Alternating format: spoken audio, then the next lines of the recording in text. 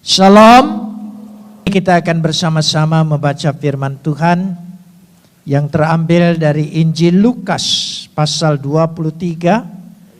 Lukas pasal 23 ayat 33 sampai ayat 43. Kita akan membacanya saling sahut bersahutan. Saya akan awali ayat yang ke-33. Lalu jemaat menjawab ayat 34 dan seterusnya sampai ayat 43. Ketika mereka sampai di tempat yang bernama Tengkorak, mereka menyalibkan Yesus di situ dan juga kedua orang penjahat itu, yang seorang di sebelah kanannya dan yang lain di sebelah kirinya. Ayat 34. Yesus berkata, "Ya Bapa, ampunilah mereka, sebab mereka tidak tahu apa yang mereka perbuat." Dan mereka membuang undi untuk membagi pakaiannya. Orang banyak berdiri di situ dan melihat semuanya. Pemimpin-pemimpin mengejek dia, katanya, "Orang lain ia selamatkan.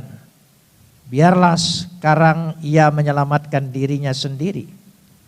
Jika ia adalah Mesias, orang yang dipilih Tuhan." Juga prajurit-prajurit mengolok-olokkan dia. Mereka mengunjukkan anggur asam kepadanya. Dan berkata, "Jika engkau adalah raja orang Yahudi, selamatkanlah dirimu." Ada juga tulisan di atas kepalanya, "Inilah raja orang Yahudi." Seorang dari penjahat yang digantung itu menghujat dia, katanya, "Bukankah engkau adalah Kristus? Selamatkan dirimu dan kami." Tetapi yang seorang menegur dia, katanya, "Tidakkah engkau takut, juga tidak kepada Tuhan, sedang engkau menerima hukuman yang sama?" Kita memang selayaknya dihukum, sebab kita menerima balasan yang setimpal dengan perbuatan kita. Tetapi orang ini tidak berbuat sesuatu yang salah. Lalu ia berkata, "Yesus, ingatlah akan aku apabila engkau datang sebagai raja." Kata Yesus kepadanya, "Aku berkata kepadamu, sesungguhnya hari ini juga engkau akan ada bersama-sama dengan aku di dalam Firdaus." Kafot leha Adonai Elohenu kapot leha. Segala kemuliaan ya Adonai Tuhanku, kemuliaan bagimu. Siapakah yang disalib? Yesus atau Yudas Iskariot? Sebuah pertanyaan yang muncul 500 tahun kemudian, bahwa yang menyatakan disalib itu adalah Yudas Iskariot. Saya katakan ini spekulasi. Kenapa demikian? Karena dikatakan di situ, di Taman Getsemani yang keadaannya gelap, sehingga mereka menduga Yudas itu Yesus. Dan mereka menangkap, lalu membawa Yudas untuk diadili, yang katanya itu adalah samaran. Saya ingin mengajak nanti kita melihat apa kata Alkitab. Sebab kalau yang namanya samaran, diserupakan atau samar, itu ada batas waktunya. Sampai kapan penyamaran itu boleh berlaku. Karena itu, begitulah kalau Yudas yang disalib, Yudas manusia berdosa. Dia tidak akan dapat menebus kita apa-apa. Jangankan menebus kita, menebus dirinya sendiri dia tidak mampu. Maka sebuah keselamatan kasih karunia itu menjadi nilainya tidak ada.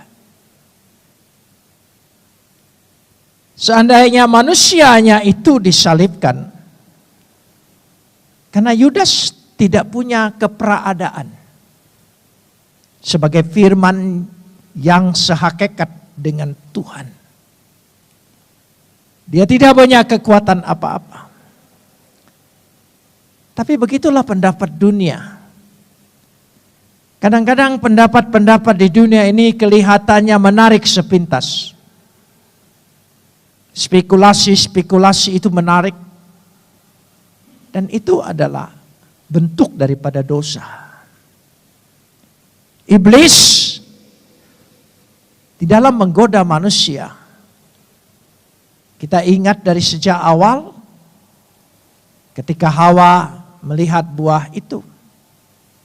Dan buah itu sangat menarik hati. Sedap kelihatan di mata dan enak dimakan. Saudara tahu iblis hanya bisa memanipulasi kelihatannya. Tapi esensi buah itu adalah maut. Dia tidak bisa mengubahnya. Dia hanya bisa mengubah pandangan. Saudara mengerti maksudnya? Jadi kita jangan terpukau dengan apa yang kita lihat. Apa yang kita pikir menarik. Iblis mempermainkan di situ, tapi iblis tidak bisa mengubah hakikat makan buah ini mati. Dia tidak bisa mengubah hakikatnya. Dan itulah cara dosa. Karenanya saya ingin menunjukkan di sini apa kata Alkitab. Siapa yang disalibkan itu? Kita koreksi bersama menurut kata Alkitab, bukan oleh pemahaman dan perkiraan apalagi spekulasi dalam diri kita, bukan. Tapi Alkitab berkata. Dalam bacaan kita tadi yang baru saja kita baca, ketika sampai dan kalau saya lihat alurnya, kalau tersamar waktu ditangkap agak gelap di Taman Getsemani, apakah ketika siang hari dia digiring, diadili dan terus dibawa ke kayu salib, mereka masih menyangka itu Yudas? Oh, karena mereka disamarkan, silakan dulu. Tapi ketika disalib, di sini dikatakan bersama penjahat-penjahat itu, ya. Lalu ayat 34 kita baca, ayat 34. Yesus berkata, "Ya Bapa, ampunilah mereka, sebab mereka tidak tahu apa yang mereka perbuat, dan mereka membuang undi untuk membagikan pakaiannya." Kalau Yudas, sanggup tidak dia berbicara? Berkata ampunilah, dia pasti berteriak, "Aku bukan Yesus. Engkau salah tangkap."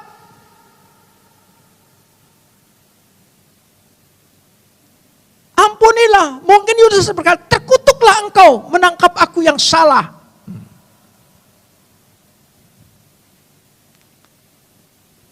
Tapi inilah Yesus. Ini bukti Alkitab mengatakan itu bukan Yudas. Kita lanjutkan sekarang ini.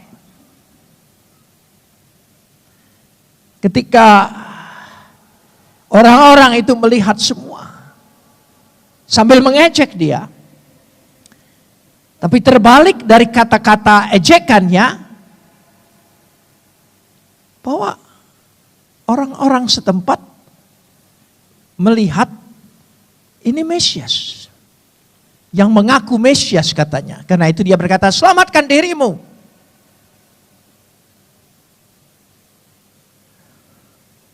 Saudara, kalau itu bukan Yesus, Yudas, pasti ejekannya sama dengan seperti penjahat yang di sebelah kanan dan kiri.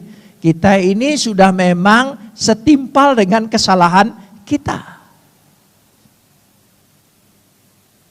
Yudas rela mengikuti skenario bahwa dia salah tangkap. Orang dia kita sudah bahas hari Jumat. Dia pencuri. Dia munafik, dia pengkhianat. Dia mau mengikuti skenario membuat dia susah. Tidak. Lalu siapa yang dikorbankan itu? Kita melihat bacaan-bacaan ini. Dikatakan dengan jelas bahwa penjahat yang di sebelah kanan itu berkata, Yesus, ingatlah akan aku apabila engkau datang sebagai raja. Pengalaman saya, orang yang sesama di penjara akan tahu ini salah tangkap. Orang di luar mungkin tersamar tidak tahu. Lalu penjahat itu berkata, Yesus, ingatlah akan aku. Saksi bahwa betul-betul yang disalib itu adalah Yesus. Kalau Yudas kira-kira coba kita ikuti. Apa kata-kata orang itu? Rasain lu Yudas. Nggak mungkin dia berkata, ingatlah aku, selamatkanlah aku. Tidak. Kata Yesus kepadanya, aku berkata kepadamu sesungguhnya hari ini juga engkau akan ada bersama-sama dengan aku di dalam Firdaus. Sanggupkah Yudas berkata seperti itu? Terlepas dia seorang munafik dan pengkhianat, tapi dia adalah orang Yahudi yang tahu persis tidak ada yang bisa menjamin orang diselamatkan. Dari seluruhnya, baik nabi atau dikatakan utusan Tuhan, tidak pernah berani menjamin bahwa dia menebus dosa dan menyelamatkan. Hanya satu-satunya, Yesus Kristus. Katakan amin. Hanya dia. Tidak ada yang berani. Baca semua kitab suci yang lain. Baca semua, tidak ada yang berani. Hanya dia yang berani menyatakan. Memang satu-satunya. Satu-satunya di dunia ini. Kalau berbicara kebaikan, berbicara menjanjikan sorga, semua bisa, saya pun bisa. Tapi yang menjamin betul-betul selamat dan masuk sorga, tidak ada. Silakan lihat, silakan saudara baca. Ya. Itulah yang menunjukkan sebuah kepastian. Kepastian. Mengatakan penjahat itu yang disalibkan adalah tersamar. Rela dikorbankan. Kita lanjutkan sekarang ini. Apa kata Alkitab? Apa kata Alkitab? Ya. Kita masuk pada Lukas 23 ayat 50 sampai 55. Dikatakan di situ. Adalah seorang yang bernama Yusuf, bukan Yusuf Roni ya. Ia anggota majelis besar dan seorang yang baik lagi benar. Itu jaminannya. Ia tidak setuju dengan putusan dan tindakan majelis itu. Dia suara minoritas. Ia berasal dari Arimatea, sebuah kota Yahudi yang menantikan kerajaan Tuhan. Jadi dianggap sebuah kota suci yang sungguh-sungguh mengharapkan Mesias datang. Ia pergi menghadap Pilatus dan meminta mayat Yudas. Betul? Kalau itu mayat Yudas, ngapain dia minta? Berarti orang ini kenal Yesus waktu hidup.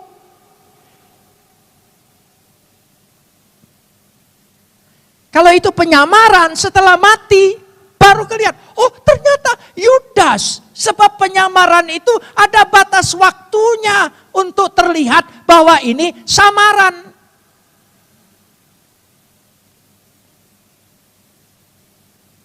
Kalau sudah mati, oh ternyata kita salah salib.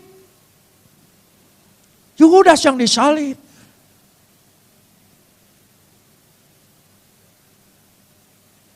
Sampai menjadi mayat pun dia tetap seperti siapa yang dikatakan Yusuf? Yesus. Kalau itu samaran, ketika hidup mungkin tersamar, tapi setelah mati harus ada buktinya bahwa itu samaran. Makanya jangan terpukau, saudara. Di mana? Tidak ada buktinya. Tidak ada buktinya. Kitab suci yang mengatakan itu adalah Yudas yang disalibkan, baca benar. Tidak ada nama Yudas. Baca yang benar. Karena itu dikatakan di situ. Yusuf, ya, ia pergi menghadap Pilatus dan meminta mayat siapa? Yesus. Jadi yang ditangkap, yang disiksa, yang disalib sampai mati, mayatnya tetap Yesus. Di mana samarannya? Mayatnya tetap Yesus. Kenapa semua kisah ini dibuatkan? Untuk membuktikan Alkitab itu bukti. Karena itu kita jangan suka berspekulasi dan ngikutin spekulasi. Lanjutkan di sini. Dan sesudah itu ia menurunkan mayat itu. Ia mengapaninya dengan kain lenan, lalu membaringkannya di dalam kubur yang digali, di dalam bukit-bukit batu di mana belum pernah dibaringkan mayat itu. Kalau yang tergantung itu mungkin masih samar, sekarang sudah mayat yang di hadapan matanya dan diraba oleh dia. Dikafani itu saudara diraba. Dibersihkan, diraba. Masih dia lihat Yesus. Kalau bukan Yesus, Yusuf Arimatea akan ngapain saya peduli dengan pengkhianat ini? Bukan dari sejak semula Yudas itu tidak diperdulikan. Waktu dia mengembalikan uang itu, apa urusan engkau dengan kami?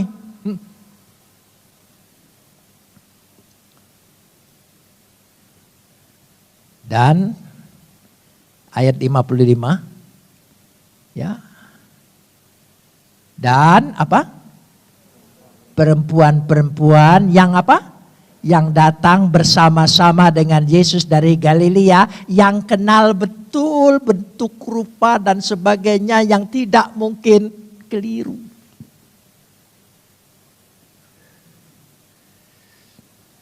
Ikut serta dan mereka melihat kubur itu dan bagaimana mayatnya dibaringkan. Dan dia lihat. Karena itu dia persiapkan, karena hari itu adalah hari menjelang Sabat, sehingga dia mempersiapkan untuk rempah-rempah itu di kemudian akan datang merempahinya setelah seusai Sabat.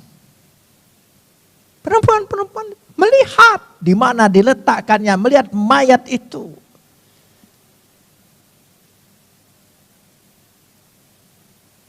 Bahkan Injil lain mengatakan melihat bagaimana bersama-sama merempahinya.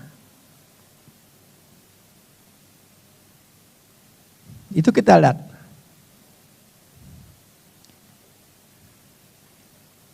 Lalu kita lanjutkan. Jadi saudara, penyamaran itu kalau terus saja sampai mati, sampai yang akan datang, itu bukan berarti ada penyamaran. Itu buktinya nyata. Kita lihat terus di mana penyamaran itu berhenti. Kan tidak. Kenapa tidak berani mengatakan Yesus yang disalib? Yudas. Karena iblis tidak bisa menerima penebusan dosa itu. Membuat manusia menjadi ragu-ragu, terbelenggu terus oleh dosa, terpengaruh terus oleh iblis. Dan iblis tidak mau pengaruhnya hilang. Tapi kalau orang percaya bahwa yang disalibkan dan bangkit nanti adalah Yesus. Yesus yang punya keberadaannya sebagai ilahi. Baru ada kuasanya menebus dosa kita. Baru ada kekuatannya berkata, dosamu sudah diampuni. Lukas 24. Lukas 24. Ya. Ayat 38. Dikatakan di situ Yesus menampakkan diri kepada semua murid. Ya. Dan pada waktu dikatakan di sini, tiba-tiba Yesus berdiri di tengah mereka dan berkata pada mereka, damai sejahtera bagi kamu. Mereka terkejut dan takut menyangka bahwa mereka melihat hantu. Rupanya memang sudah menjadi alam pikir manusia bahwa tidak mungkin ada orang mati bangkit. Itu pasti ini rohnya atau hantunya. Ya ini hampir sama apa yang difilm-filmkan. Akan tetapi ayat 38, ia berkata pada mereka, mengapa kamu terkejut dan apa sebabnya timbul keraguan-raguan di dalam hati kamu? Mengapa kamu terkejut? Kalau yang disalibkan itu Yudas, yang bangkit siapa? Kalau kemudian bangkit itu Yesus, yang disalib Yudas, Yudas tidak akan berkata, lihat tanganku, lihat kakiku yang semua bekas paku salib itu. Tidak akan ada tandanya. Lihat nih, mereka salah tangkap loh. Aku utuh kan?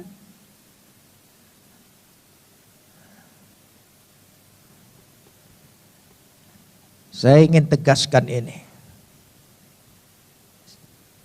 Sebab kalau kita tidak memiliki ketegasan seperti ini, maka saudara tidak akan punya kepastian tentang keselamatan. Ayat 39, lihat tanganku dan kakiku. Aku sendirilah ini. Lihat, raba aku, lihat aku. Karena hantu tidak ada daging dan tulangnya seperti yang kamu lihat ada padaku. Sambil berkata demikian, ia memperlihatkan tangan dan kakinya kepada mereka. Jadi ini buktinya yang ditangkap sampai disalib memang Yesus. Yang bangkit adalah Yesus. Luar biasa. Saudara-saudara yang dikasihi Tuhan. Kadang-kadang kita suka berpikir, kenapa orang beragama itu kadang-kadang tidak nalar ya. Baca kitab suci, jangankan Alkitab, kitabnya sendiri enggak terbuka pikiran dan hatinya. Inilah kunci. Anda pun kita semua baca Alkitab belum tentu terbuka pikirannya. Kalau tidak oleh Roh Kudus yang membuka pikiran kita. Ayat 44. Ia berkata kepada mereka, inilah perkataanku yang telah kukatakan kepadamu ketika aku masih bersama-sama dengan kamu. Yakni bahwa harus digenapi semua yang ada tertulis tentang aku. Di dalam kitab Taurat Musa, kitab Nabi-Nabi, kitab Mazmur, semuanya. Rentetannya. Lalu ia membuka pikiran mereka sehingga mereka mengerti kitab suci. Kalau tidak dibukakan, saya banyak melayani orang, membaca, tahu, setuju. Tapi hatinya tidak dibukakan. Dan makin saya melihat, saudara jangan kecewa kalau memberitakan Injil, memberikan kesaksian, orang tetap tertutup hatinya, tertutup juga pikirannya, tidak menerima. Kita jangan kecil hati, apalagi mengatakan kita tidak berhasil. Bukan. Kita harus bersyukur. Tuhan, kalau begitu bukan perkara mudah Engkau membuka hati untuk percaya pada Yesus. Ini adalah anugerah, karunia. Dan aku makin percaya, aku dipilih oleh Tuhan. Amin. Iya. Nah iya, jangan kecewa. Justru itu konfirmasi pada diri kita. Bahwa ini bukan obral tidak ada harganya. Ini ada, dipilih oleh Tuhan. Dipilih oleh Tuhan. Saya sangat percaya. Kalau bukan pilihan Tuhan, sehebat apapun engkau ingin mengakuinya, engkau tidak akan dibukakan hatimu. Tapi aku yang punya sikap pas-pasan, kadang ragu, kadang bimbang, tapi tetap hatiku percaya Yesus juru selamatku, bersyukur engkau dipilih. Amin. Ya, karena itu untuk konfirmasi bahwa engkau dipilih, sering-sering ngomongin Yesus kepada yang lain. Dia terima atau tidak? Kalau tidak terima, saudara bersyukur. Terima kasih konfirmasi buat saya bahwa ini aku dipilih, dia tidak. Syukur untuk itu. Karenanya dikatakan di situ, jangan lupa kita telah diselamatkan oleh Yesus. Amin. Dia bangkit. Dia bangkit. Tidak ada yang bangkit. Hanya Yesus yang bangkit. Kebangkitannya lah memberikan arti kepada kita bahwa keselamatan itu pasti. Dan hidup kita pun beroleh kebangkitan. Amin. Saudara pasti menerima kebangkitan. Kita boleh rebah sebagai mayat, tapi kita akan bangkit dengan tubuh yang baru. Amin. Sebab tubuh kita ini tubuh yang tidak pantas masuk sorga. Tubuh yang terlalu banyak kelemahan. Saudara, harus tubuh yang baru.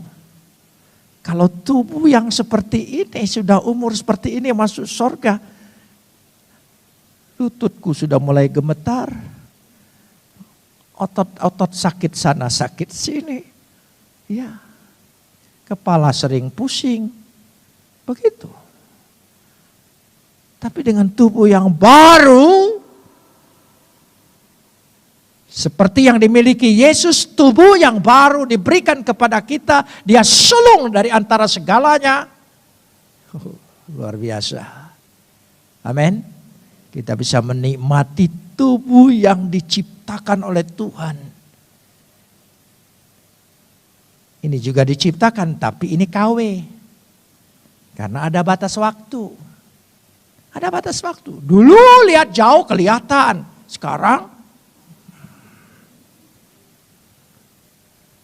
dulu disapa orang dari jauh, hai, hai. Sekarang disapa orang, hai, siapa dia ya? Samar-samar. Ini batas-batas kita. Maka jangan menyesal kalau kita dipanggil oleh Tuhan. Masa engkau mau bertahan dengan tubuh yang seperti ini sih? Coba tanya orang yang sudah umur 70 ke atas.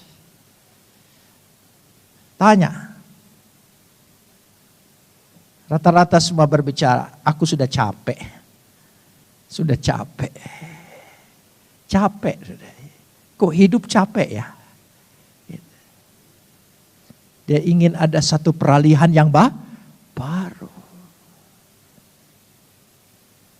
Memang kalau lagi kecil, waduh lihat anak-anak kita yang masih kecil. Bergerak dinamis yang sana sini sampai kita pikir bateraimu gak mati-mati ya. Gak ada capek-capeknya. Ya. Tapi itulah. Karena kita diberikan itu, kita mempercaya, kita punya tugas. Amin. Kita punya tugas. Saudara sudah percaya diselamatkan, beroleh hidup yang kekal, dosa kita sudah diampuni, kuasa kebangkitan menjadi milik kita, imani juga Tuhan akan bangkitkan hidupmu, karirmu, mata pencarianmu, semua yang terpuruk gara-gara pandemi ini Tuhan akan bangkitkan. Coba imani demikian. Jangan hanya sekedar kuasa kebangkitan nanti. Tidak, sekarang pun kuasa kebangkitan itu diberikan. Karena Yesus itu hidup. Imani. Selesai ibadah ini, imani, aku akan bangkit. Aku akan dipulihkan. Ekonomiku, hidupku, keluargaku, semuanya yang terhambat, terharang karena pandemi ini, Tuhan bangkitkan. Kalau saudara sudah percaya kebangkitan itu, ada tugas. Ayat 47. Dan lagi, dalam namanya berita tentang pertobatan dan pengampunan dosa harus disampaikan kepada segala bangsa. Mulai dari apa? Jauh kejauhan. Dari mana? Dari sini. Dari setiap rumah tangga kita, dari setiap keluarga kita. Amin. Ya, itu maksudnya. Karena waktu itu dari Yerusalem, mereka tinggal di Yerusalem, peristiwa itu terjadi di Yerusalem, itu berarti dekat. Tapi kalau kita sekarang bicara sini, dari Yerusalem, kejauhan Pak. Jadi aku harus pergi ke sana dulu, baru berita. Enggak saudara, dari tempat terdekat.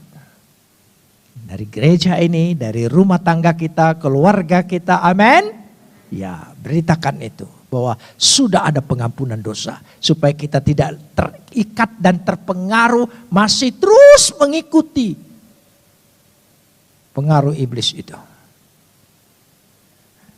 Kamu adalah apa? Saksi dari semuanya ini. Yaitu murid-murid semuanya waktu itu. Saksi. Saksi mata melihat. Kalau sampai ada kekeliruan.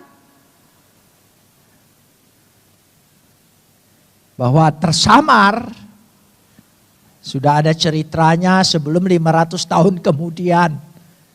Enggak ada, ini cerita baru. Too late. Ya, terlambat. Sehingga kita melihat sesuatu yang Tuhan janjikan. Jadi Yesus benar-benar mati di atas kayu salib. Amin. Dan Yesus bangkit. Tidak ada keraguan karena iman percaya kami bersumber pada Alkitab. Sumber-sumber yang lain itu semua sifatnya spekulasi. Pemahaman-pemahaman yang tidak ada alasan kebenarannya. Supaya kita tahu. Dan supaya kita tegas dalam hal ini. Sehingga saya selalu dalam diskusi, oh bukan. Kalau bukan saya bilang tunjukkan siapa. Oh Yudas, mana nama Yudas di mana? Oh enggak, ini menurut pendapat kemudian. Lalu yang bunuh diri itu siapa? Yang hari Jumat kita baca bersama-sama. Yang mati, yang perutnya terurai. Siapa itu? Yudas kedua. Atau siapa? Ya. Jadi kita bisa melihat di situ. Karenanya mari kita mengimani sungguh-sungguh. Karena bagaimanapun kita menghadapi akhir-akhir zaman. Banyak penyesat-penyesat yang bakal muncul. Menyesatkan hidup kita. Karena itu kita harus sungguh-sungguh menunjukkan iman percaya kita. Keiman percaya kita itu akan membuktikan kuasanya nyata.